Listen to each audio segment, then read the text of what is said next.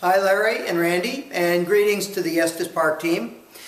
On our phone call the other day, we talked about your desire to move your culture from a culture of compliance to a culture of commitment, and how that really tied into what we do, moving from a culture of accountability to a culture of ownership. And as I said, you really don't have to hold people's feet to the fire, accountability, when they're willing to walk across hot coals on their own. Ownership, commitment. And when we talk about a culture of ownership, we really talk about three essential dimensions. In such a culture, people are emotionally positive, they're self-empowered, and they're fully engaged. And let's look at those three things a little more closely. Being emotionally positive. That means not whining, not complaining, not blaming other people for your problems, not talking about people behind their back, but rather dealing with life, dealing with your problems in a productive, constructive way. And one of the things we share, one of our tools, is a very simple promise, the Pickle Pledge. And it says that you will turn complaints, my head is killing me, into blessings. Thank God for modern pharmacology, or constructive suggestions. Drink some water if you have a headache, because that's the first symptom of dehydration. And we have this Pickle Challenge where we'll challenge an entire organization to raise money for the charity of your choice by turning complaints into contributions.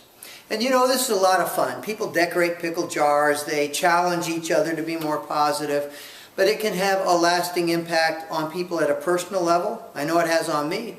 And it can have a lasting impact on your organization, and it sets the stage for the second key element, self-empowerment.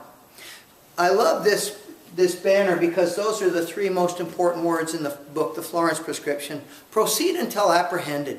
If something needs to be done, find a way to do it. Don't walk by a piece of paper on the floor without stooping to pick it up, as a simple example. And the subtitle says, Leadership does not require a management title. And in today's world, things are moving so fast, it's so complex, it's so dynamic, so competitive. You need leadership in every corner, not just in the corner office.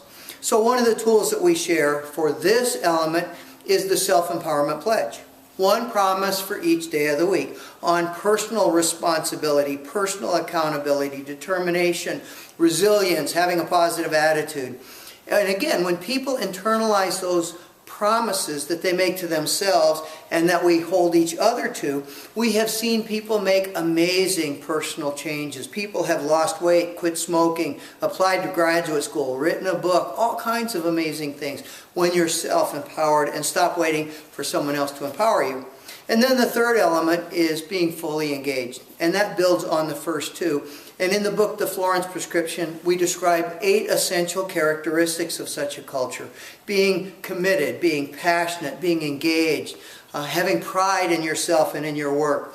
And all of that builds on a foundation of values, which is really the heart and soul of what we do, is helping people be clear about and live their personal values. And when enough people do that, you will have a positive impact on the culture of your organization. Our friend Paul Udemark, the late Paul Udemark, was the CEO of a critical access hospital in Nebraska. And he sent us a letter and he said, I got a whole new team and didn't have to change the people because they changed themselves. And that is the gold standard of culture change. When enough people make that personal commitment to think and act like owners, not just in the workplace, but in their own lives, you will have an indelible and permanent impact on the culture of your organization. And we would love to help you do that.